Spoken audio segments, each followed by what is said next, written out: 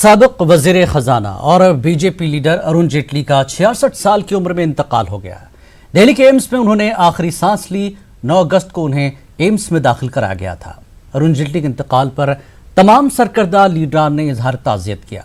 सदर जमहूरिया हिंद पीएम मोदी और बीजेपी के अलावा अपोजिशन के लीडरों ने इनकी मौत पर ताज़ियत का इजहार किया है और अरुण जेटली को एक मिसाली और बेबाक लीडर बताया है।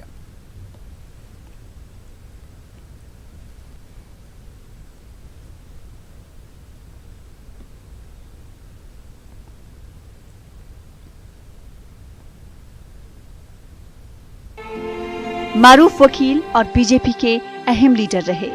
1969 में दिल्ली के सेंट जेवियर से 12वीं की तालीम हासिल की। 1973 में Shri Ram college of commerce से बीकॉम की डिग्री हासिल की।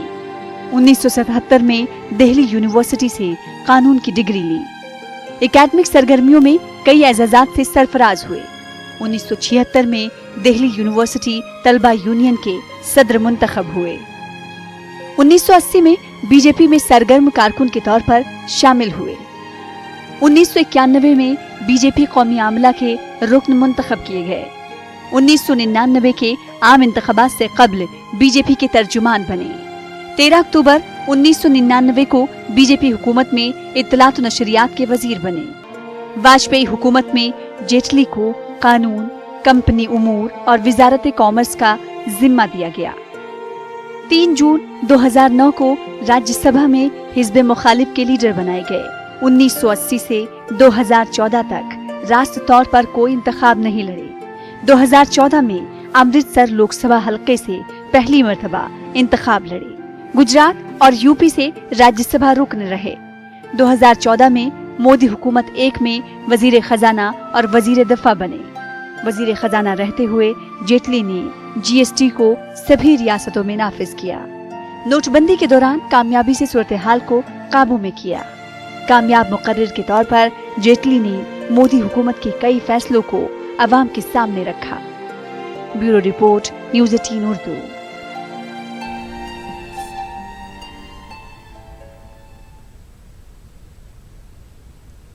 और प्रिया चौधरी इस वक्त हमारे साथ फोन लाइन पर मौजूद है। आइए उनसे बात करते हैं। प्रिया, जिस तरह से अरुण जेटली के कामों को अगर हम याद करें, बीजेपी की जो मुद्दे रहे हैं, बीजेपी जो कुछ करना चाहती है, खासकर अगर हम 2014 की बात करते हैं तो 2014 में मोदी सरकार के उन फैसलों को लागू करने में एक बड़ा रोल रहा अरुण जेटली का। कैसे याद करेंगे इस वक्त अरुण जेटली को? देखिए, सिर्फ भारतीय जनता पार्टी ही नहीं बल्कि मैं कहूंगी कि संपूर्ण देश की राजनीति के लिए एक ये अपूर्णीय क्षति है अरुण जी का जाना। और एक बहुत प्रखर प्रवक्ता ही नहीं, एक सुलझे हुए व्यक्तित्व, एक सुलझे हुए प्रवक्ता की तरह उन्होंने हमेशा बड़ी जटिल से जटिल चीज को इतनी आसानी से लोगों को समझाया, जनता तक पहुंचाया। उनकी संवाद कला सबसे महत्वपूर्ण रही। और जिस तरह से दुश्मनों, मतलब दुश्मन तो क्या कहूँ, विरोधियों में भी उनका इतना सम्मान था। और जीएसटी के टाइम पे ले लीजिए, नोटबंदी के टाइम पे ले लीजिए, उन्होंने इतनी सरलता से इन चीजों को देश की जनता के सामने रखा और जनता ने भी इस चीजों को एक्सेप्ट किया। तो अरुण जी का जाना एक बड़ी क्षति तो है ही, लेकिन अब लग रहा है कि खालीपन सा भी है। जी प्रिया, जिस तरह से अरुण जेटली को जब भी कोई काम दिया जाए, कोई शोबा, कोई डिपार्टमेंट दिया जाए, बहुत ही सहजता से उस काम को बखूबी वो अंजाम देते रहे हैं। लेकिन 2014 के बाद जिस तरह से सख्त फैसलों की बात करें, हालांकि एक अपोजिशन कहे या देश की कई जगहों से उसको जो है रोका गया, नकारा गया कि अगर मैं जीएसटी की बात करूं काफी खिलाफ रहे लोग, लेकिन फिर भी पूरी कामयाबी के साथ लागू करने की एक कामयाब कोशिश अरुण जेटली का बड़ा दखल रहा है उसमें।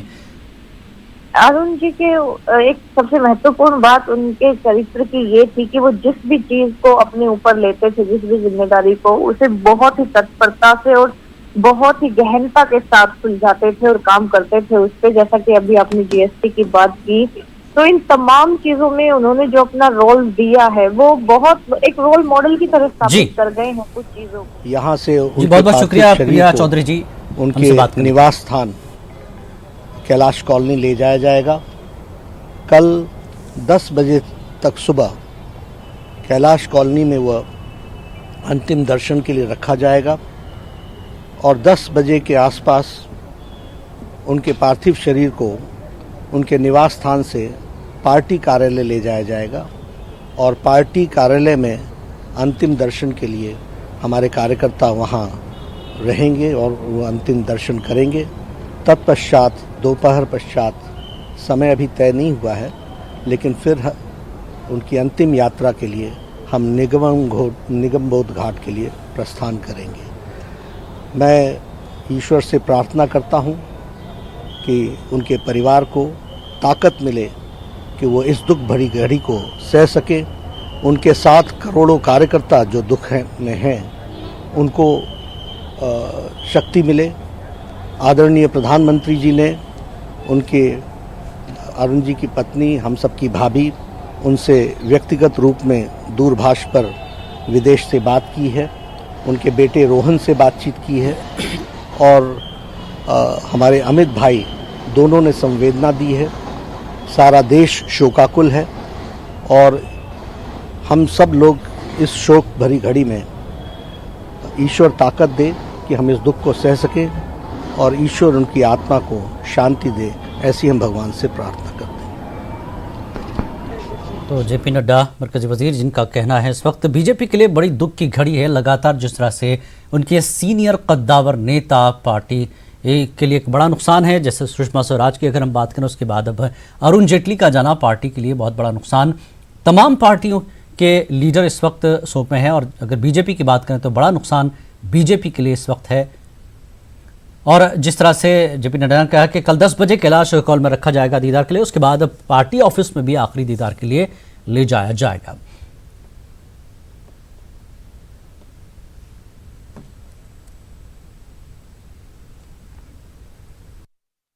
आने से पार्टी को और हम सबको बहुत भारी क्षति पहुंची। इससे पहले सुषमा जी चली गई, दोनों ही एक साथ, जिसको पंजाबी में कहते हैं हान के थे, 66-67 इयर्स के, too young to go, too much talent, brilliant leader, and I am very very very sadded by Arun ji's going. I give my deepest condolences to his family and to everybody in the Bharatiya Janata Party. उन्होंने दुख का इजहार किया कि लगातार उन्होंने भी जिक्र किया कि सुषमा स्वराज और उसके बाद जेटली का जाना पार्टी के लिए बहुत ही दुख भरी घड़ी है। और जैसा कि खुद जेपी नड्डा ने कहा कि फैमिली को और ख़ुद बीजेपी को ये सदमा सहने की जो है ईश्वर ताकत दे। और एक बड़ा जो है सदमा है एक तरह से पार्टी के लिए, फैमिली के लिए। और लगातार जिस तरह से उपलब्धियां रही हैं अरुण जेटली की पार्टी के लिए, जुड़े रहे। आप देखें 77 से लेकर 2014 तक लगातार जनसंघ से जुड़ना, बीजेपी से जुड़ना, युवा मोर्चा में काम करना, एबीवीपी में काम करना, यानी जनसंघ से लगातार जुड़े रहे। 77 की बात अगर हम करें, और इमरजेंसी के दौरान वो 19 महीने जेल में भी रहे हैं। तो एक लंबा अरसा जनसंघ के साथ उनका गुजरा है। एक बेहतरीन वकील, बेहतरीन लीडर और बेहतरीन छात्र, स्टूडेंट रहे हैं, स्टूडेंट लीडर भी रहे हैं। तो इन तमाम चीज़ों को आज पार्टी याद कर रही है, देश के लोग याद कर रहे हैं। एक बड़ा सदमा है पार्टी के लिए और मोदी सरकार के लिए भी। जिस तरह से रिएक्शन मिले हैं मोदी सरकार के उन तमाम सख्त फैसलों को लागू करने में अरुण जेटली शाना बशाना रहे हैं मोदी सरकार के। जिसमें अगर हम बात करें जीएसटी की, जीएसटी को लेकर काफ़ी बदलाव ज़रूर हुए हैं। लोगों की बातों को सुना गया है, लोगों की बातों को सामने रखा गया है, देश को सुना गया है। काफ़ी परिवर्तन, तब्दीलियां करते हुए जीएसटी को आखिरकार लागू करने में कामयाब रहे अरुण जेटली मोदी सरकार में। और मरकजी वजीर नितिन गडकरी ने अरुण जेटली के इंतकाल पर क्या कुछ कहा, आइए आपको सुनाते हैं। जी का दुखद निधन ये हम सब के लिए, पार्टी के लिए, सरकार के लिए और देश के लिए एक बहुत बड़ी हानि है। विद्यार्थी परिषद का एक विद्यार्थी नेता के रूप में अंग्रेजी और हिंदी में प्रखर वक्तृत्व के आधार पर उन्होंने अपने कार्य की शुरुआत की, वो मैंने नज़दीक से देखी है। देश में चंद्रशेखर जी जब प्रधानमंत्री थे तो सुप्रीम कोर्ट में सरकारी मुख्य वकील के रूप में वो भाजपा में होने के बाद भी उन्होंने उनका चयन किया था। देश के नामवंत वकीलों में पहले 2-3 लोगों में उनका नाम था। उनको आर्गुमेंट करने की एक उपजत कला उनमें थी। राज्यसभा में विपक्ष के नेता के रूप में और भारतीय जनता पार्टी को लगातार विस्तार करने में उनके कार्य कर्तृत्व में उनका बहुत बड़ा योगदान था। आज एक प्रकार से वो हमको छोड़कर चले गए हैं। उनके परिवार को ये बहुत बड़ा आघात है। सहन करने की शक्ति भगवान दे।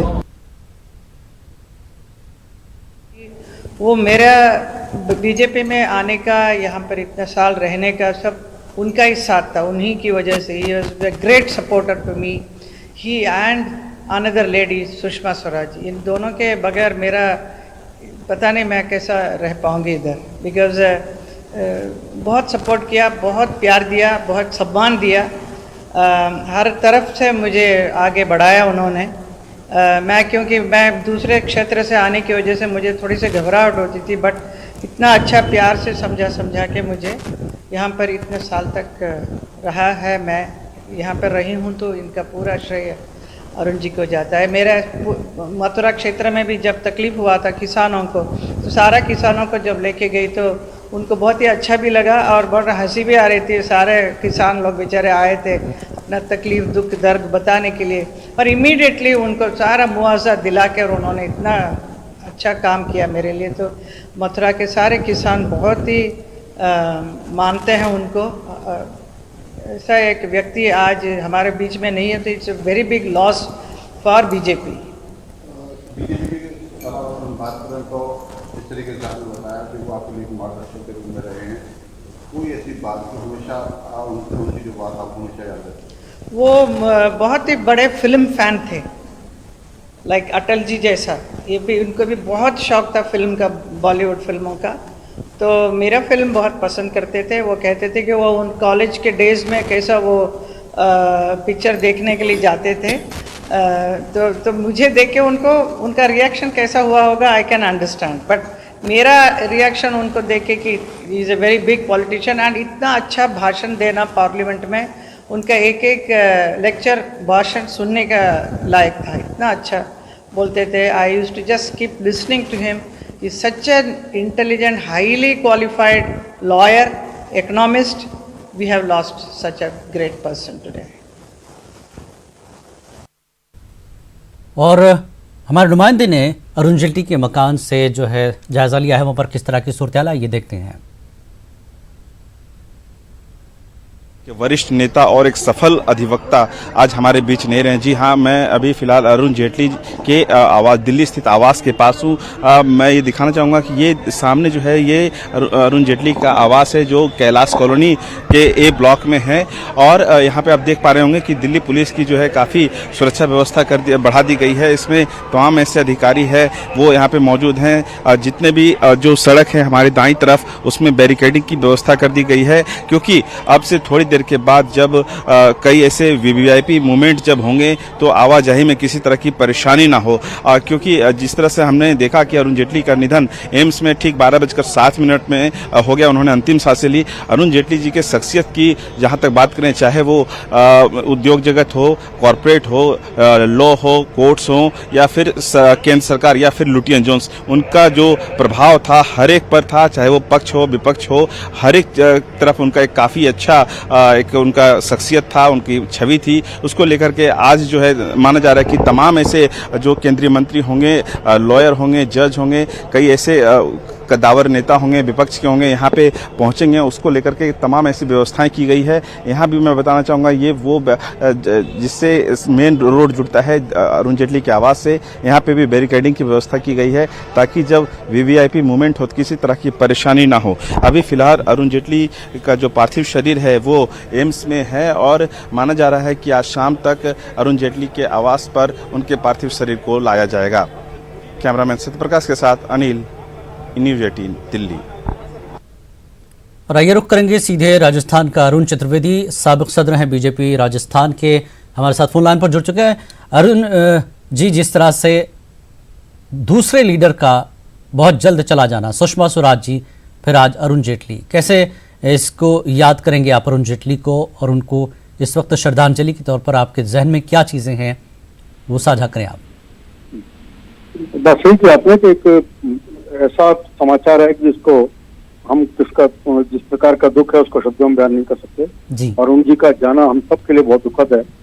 अरुण जी का लंबे समय तक, मैं कह सकता हूँ कि 70 से लेकर के जी 2019 तक, चाहे विद्यार्थी परिषद के कार्यकर्ता या फिर छात्र संघ के अध्यक्ष, और उसके बाद जेपी का आंदोलन जिस रूप में भी रहे, वो पार्टी और देश के लिए हमेशा कुछ ना कुछ करने की उनकी इच्छा रहती थी। जी मैं इतना कह सकता हूँ लंबे समय तक उनके साथ काम करने का मौका मिला। जी कोई भी किसी उम्र का व्यक्ति उनसे मिलता था, जी ऐसा लगता था कि अपने दोस्त और अपने भाई के साथ, एक ऐसे शुभचिंतक के साथ हमारी चर्चा हो रही है जो कभी भी कोई विषय लेके गए तो उसके समाधान की दृष्टि मिलती रहती। जी एक वकालत में आए तो प्रथम पंक्ति के वकीलों में जाकर के ख्याति अर्जित की, और देश में नहीं दुनिया में ऐसे वकील जो शायद देश के ऐसे कुछ वकीलों में से थे जो सबसे अधिक इनकम टैक्स पे करते थे।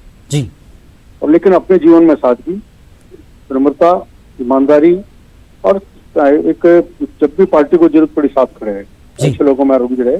अपूर्णीय क्षति है और किसी भी रूप में इस क्षति की पूर्ति पार्टी में नहीं हो सकती। नुकसान केवल पार्टी का नहीं, बल्कि मैं कहता हूँ कि देश में एक अपूर्णीय क्षति इनका निधन से हुई है। जी ईश्वर से प्रार्थना करूंगा कि अपने चरणों में स्थान दे और परिवार को इस दुख को सहन करने की शक्ति प्रदान। जी अरुण जी, जिस तरह से अरुण जेटली जी छात्र थे तब से लेकर आज तक, यानी आखिर दम तक वो पार्टी से और जनसंघ के उसूलों के साथ जुड़े रहे। ऐसे नेता बहुत कम पार्टियों में होते हैं, उसमें एक बीजेपी भी है।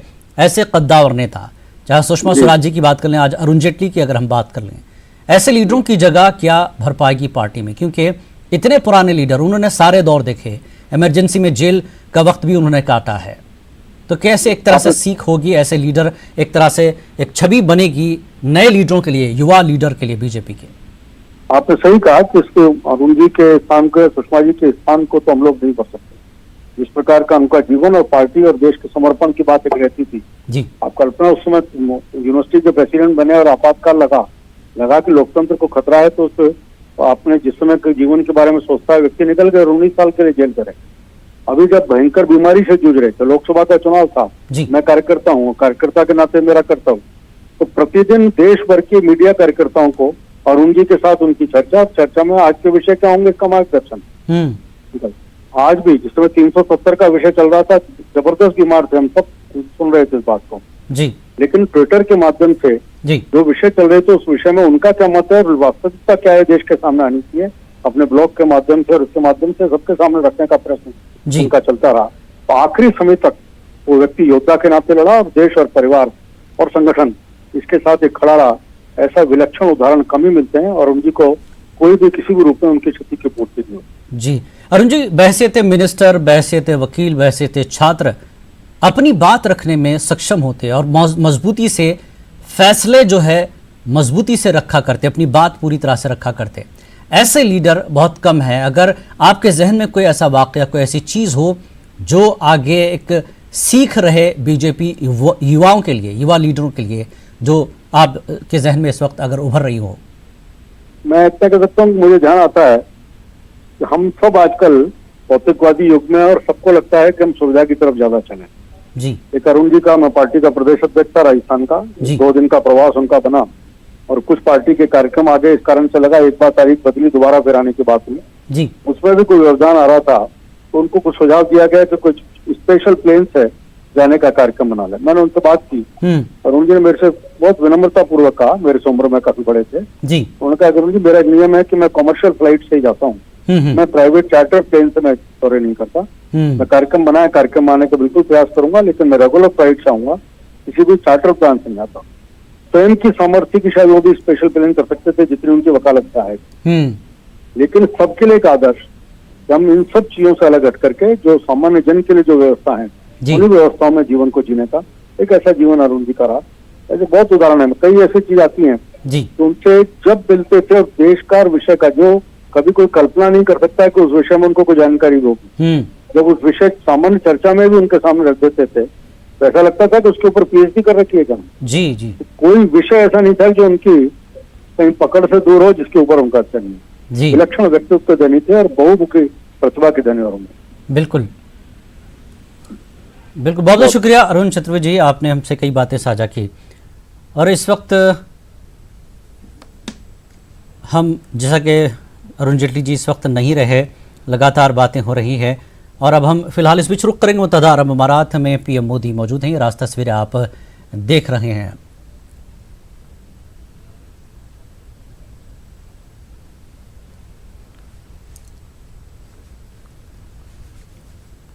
तो मुत्तहदा अरब अमारात से रास्त तस्वीरें आप देख रहे हैं। मोदी मुत्तहदा अरब अमारात के दौरे पर हैं और ज़ैद अवार्ड भी बलमनाज उन्हें मिलने वाला है। तो बहरहाल एक ऐसे लीडर को देश ने आज खोया है। पीएम मोदी को खबर हो चुकी है। पीएम मोदी इस वक्त अरब अमारात के दौरे पर हैं। बड़ा नुकसान बीजेपी के लिए, जिस तरह से उनके सीनियर लीडर पार्टी से एक एक कर इस दुनिया को छोड़ रहे हैं। 67 साल की उम्र में सुषमा स्वराज का चला जाना और अब 66 साल की उम्र में अरुण जेटली का चला जाना देश के लिए और ख़ुद पार्टी के लिए एक बड़ा नुकसान है। जिस तरह से कई लोगों के, पार्टी लीडरों के रिएक्शंस हैं कि ये बड़ा दुख झेलने की ताकत मिले हमें। और अगर हम बात करें उत्तराखंड के वज़ीर आला त्रिवेंद्र सिंह रावत ने अरुण जेटली के इंतकाल पर रंज-ओ-गम का इजहार करते हुए क्या कुछ कहा, ये आपको सुनाते हैं। एक बहुत ऊंचे विचारक, चिंतक, चाहे एक विधिवेत्ता के नाते एक कुशल वित्त मंत्री के नाते उनकी एक अपनी पहचान थी। जो देश के बुद्धिजीवी वर्ग है, बुद्धिजीवी वर्ग में उनकी एक अपनी पकड़ थी और बुद्धिजीवी वर्ग उनको एक अलग से उनको एक सम्मान की दृष्टि से देखता था। आज अरुण जी हमारे बीच में नहीं रहे, उनके लिए हमारी भावभीनी श्रद्धांजलि है। उनके परिवार में उनकी जो पत्नी है वो भी आजकल कुछ दिनों से अस्वस्थ चल रही हैं, बच्चे हैं। उनको ईश्वर इस कष्ट को सहने की शक्ति प्रदान करे। इस वक्त दुख की घड़ी में तमाम पार्टी बड़े लीडर्स और याद कर रहे हैं अपने इस नेता को जिसने जनसंघ से शुरुआत से ही अपनी कामयाबी का वो दौर देखा है। अगर हम बात करें इमरजेंसी के दौरान जिस तरह से 19 महीने की जेल, 74 में ABP से यूनियन तलबा के सदर बने रहे और 1977 में जनसंघ से जुड़े 1980 में बीजेपी युवा मोर्चा के सदर बनते हैं। लगातार इस तरह से एक एक पायदान पर आगे बढ़ते हुए 2014 में जब मोदी सरकार बनती है तो उसमें बड़े योगदान, बड़ा ताउन रहा है मोदी सरकार के फैसलों को लागू करने का। और आइए देखते हैं रविंद्र रैना का क्या कहना है इस वक्त अरुण जेटली के बारे में। जेटली जी भारतीय जनता पार्टी के कद्दावर नेता, भारत देश के बहुत बड़े कद्दावर नेता थे और अरुण जेटली साहब की अचानक उनकी डेथ से पूरे देश को बहुत बड़ा नुकसान हुआ है। Arun Jaitley ji intellectual iron man के नाम से जाने जाते थे, बहुत बड़े बुद्धिजीवी थे, बहुत बड़े एक सोशल रिफॉर्मर, सोशल वर्कर थे। इंटरनेशनल लेवल हो, जम्मू कश्मीर हो, हमेशा ज़बरदस्त तरीके से अरुण जेटली साहब ने अपना पक्ष रखा। वो एक फौजी की तरह थे जो हमेशा देश के लिए काम करते थे, समाज के लिए काम करते थे। अरुण जेटली साहब की मृत्यु अपूरणीय क्षति है, irreplaceable loss to the country. देश को बहुत बड़ा नुकसान है। भले ही आज अरुण जेटली साहब हमारे बीच में ना रहे हों, लेकिन वो हमारी यादों में, हमारी सांसों में, हमारे दिल की धड़कन में हमेशा जिंदा रहेंगे। अरुण जेटली साहब के जैसा कोई दूसरा सानी नहीं हो सकता। तो रविंद्र रैना जो कि जम्मू कश्मीर में बीजेपी के लीडर हैं, दुख का इजहार करते हुए अपने नेता को याद करते हुए, ये वो लीडर हैं अरुण जेटली जिन्होंने बीजेपी को, जनसंघ को अपने कायदाना सलाहियतों से आज इस ऊंचाइयों पर पहुंचाया कि मोदी सरकार लगातार दूसरी बार भी बेहतरीन कामयाबी के साथ पूरे मुल्क में भारी बहुमत के साथ सरकार बनाने में कामयाब रही है। तो ऐसे ही लीडरों की कामयाब कोशिशों के बावजूद बीजेपी ने इस वक्त पूरे मुल्क में अपना झंडा लहराया हुआ है। और वहीं अरुण जेटली के इंतकाल पर ममलिकती वजीर अश्विनी कुमार चौबे ने रंजो गम का इजहार किया है। उन्होंने क्या कहा, ये आपको सुनाते हैं।